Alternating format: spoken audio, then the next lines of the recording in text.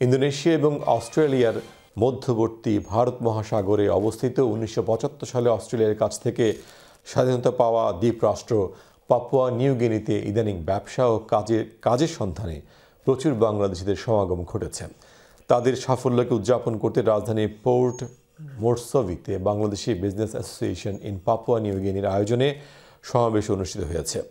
ঘুরে এসে বিস্তারিত জানাচ্ছেন আমাদের Yorkshire bureau chief MG Kibria. Indonesia এবং অস্ট্রেলিয়ার মধ্যবর্তী ভারত মহাসাগরের বিশাল জলরাশিতে অবস্থিত বিশ্বের তৃতীয় বৃহত্তম দ্বীপরাষ্ট্র পাপুয়া নিউ গিনি ১৯৭৫ সালে অস্ট্রেলিয়ার কাছ থেকে স্বাধীনতাপ্রাপ্ত নতুন এই দেশটি বর্তমানে প্রবাসী বাংলাদেশিদের পদচারণায় মুখরিত।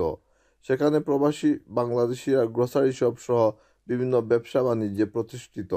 গত ১ ডিসেম্বর রবিবার পাপুয়া নিউ গিনির রাজধানী পোর্ট মোরসবিতে Bangladeshi business association in Papua New গিনির আয়োজনে অনুষ্ঠিত হয়ে গেল এক বিরাট সাধারণ সভা ও প্রীতি সমাবেশ।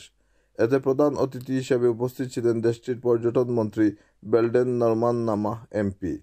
বিশেষ অতিথি ছিলেন বাংলাদেশের সাবেক সংসদ সদস্য মোহাম্মদ আব্দুল ওয়াহিদ, ব্যবসায়ী আমিন রহমান সহ বাংলাদেশ ও পাপুয়া নিউ গিনির বিশিষ্ট ব্যক্তিবর্গ।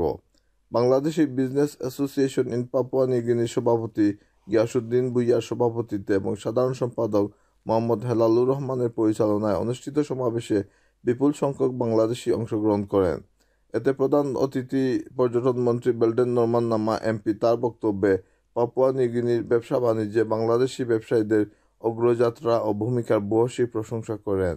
বিশেষ অতিথিসহ অন্যান্য বক্তারা বিনিয়োগের একটি বিপুল সম্ভাবনাময় দেশ হিসাবে পাপুয়া নিউ গিনিকে উল্লেখ করে বাংলাদেশিদেরকে সেদেশে যাওয়ার আহ্বান জানান।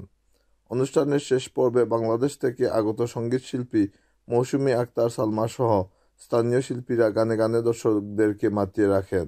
MG Kibria, channel S.